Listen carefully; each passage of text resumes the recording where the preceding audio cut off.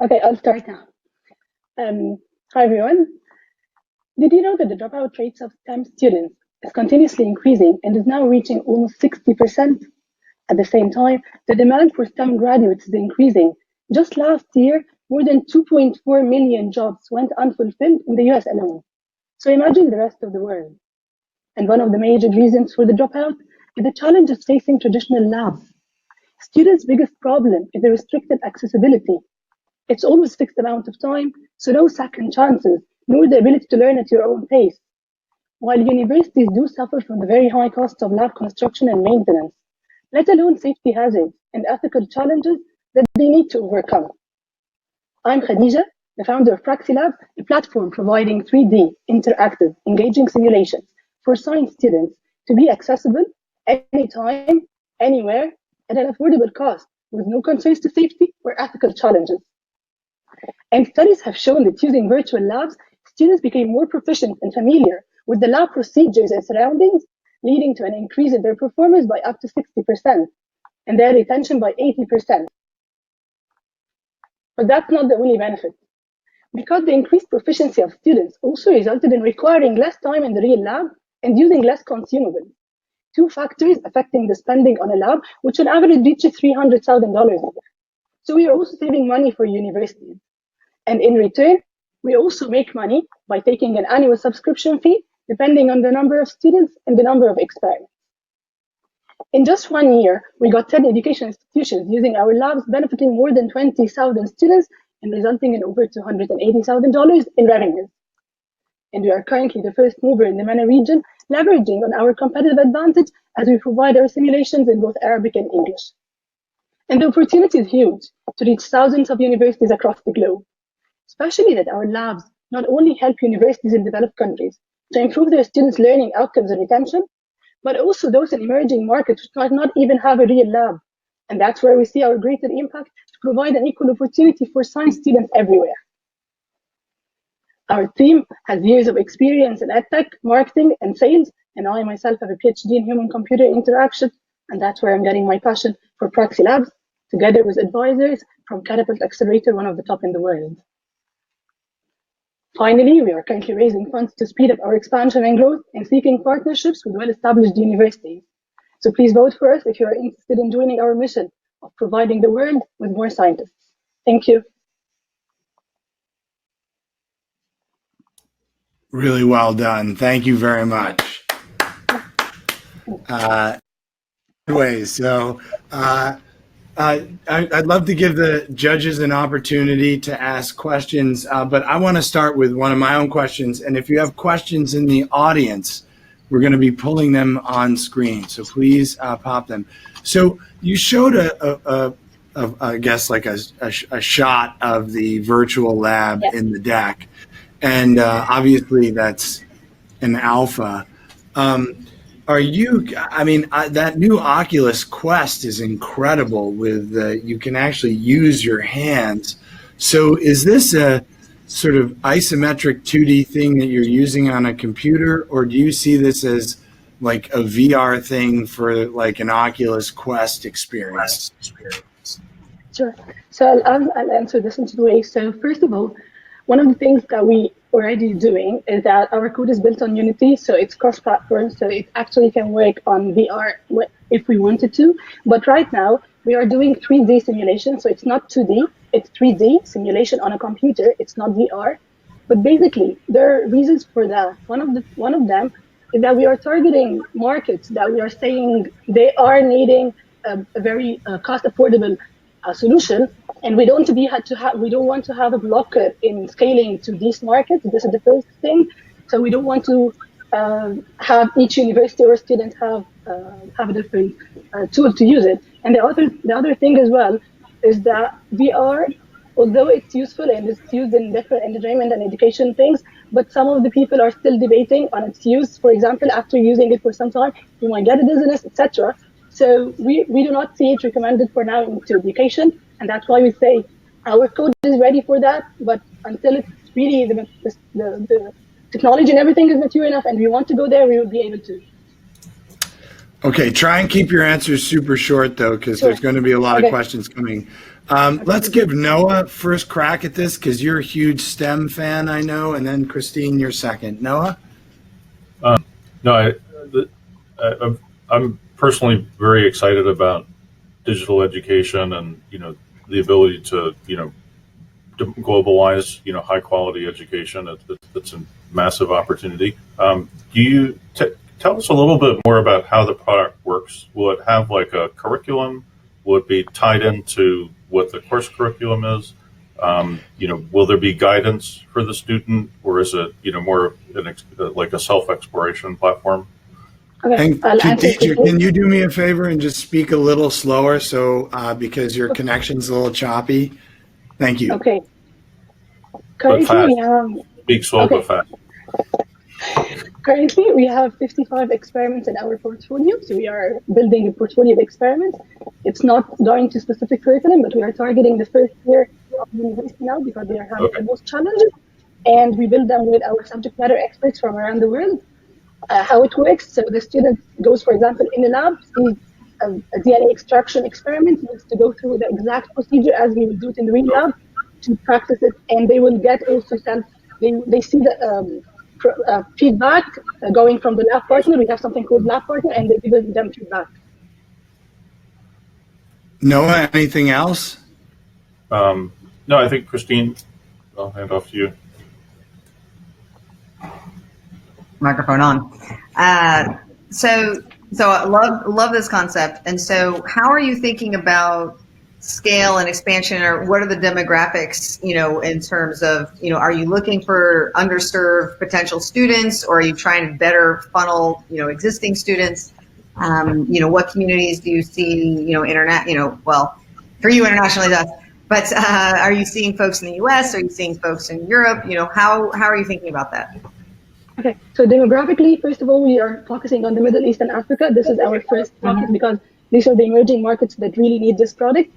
In terms of how to scale and which ones are we going to work with, actually the great thing is that our product can be used by two different types of students. So those that are already in university, that will help them improve their learning outcomes and also motivation to stay in science and do not drop out.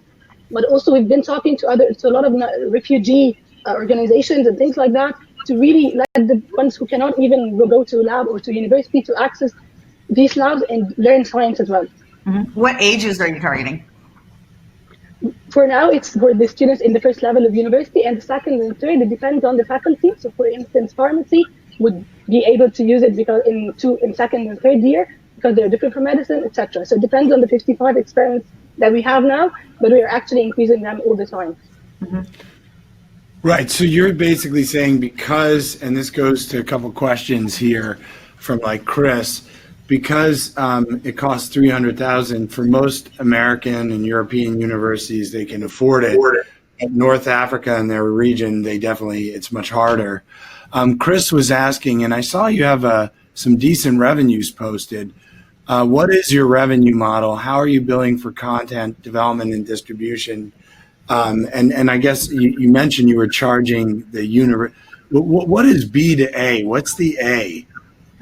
It's so sometimes they call it B to A because it's academia. So it's not any organization. So it's academia. It's universities. Yeah, it's universities or education and institutions. Because we're actually not only targeting university. There are also like STEM discovery centers who have both our lab. So going back to the revenue model, we charge the universities, not the students. So currently, the university that subscribes and takes, for example, they say we want 500 students subscription, so we give them the lab for 500 students. This is how they pay it. Did I skip the other part of the question? I can't remember. There was another part. How do we charge universities? Yeah, are you billing for content development or distribution? Yeah. So now what we do is we work with subject matter experts in different areas to give us these experiments, and we give them basically they are contracted with us.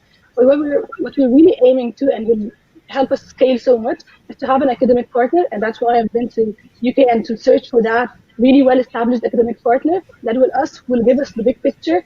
For example, we've been talking now to UCL and Oxford and Imperial last week to actually work with them on the full portfolio, and they will be the side that gives us the content, and we will be able to develop it because we focus on the technology, not the science part.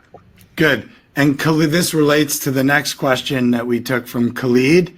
And you had mentioned, for example, pharmaceutical, but what skills or learning paths are you developing is what Khalid was asking.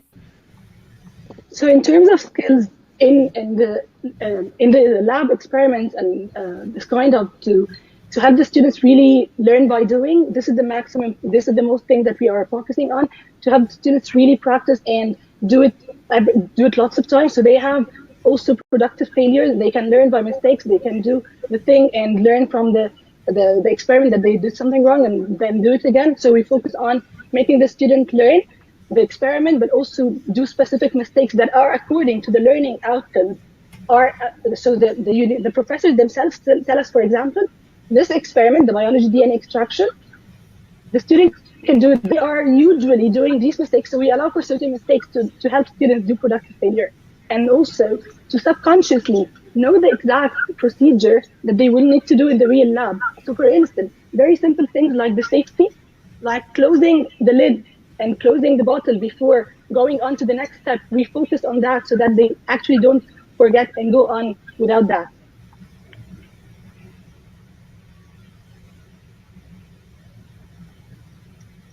Your mic's off. Yeah, I cannot hear anything. Oh, sorry about that. Yeah, try and speak a little slower. A couple people in the chat are saying you're speaking really fast. Thank you, Noah. Sorry.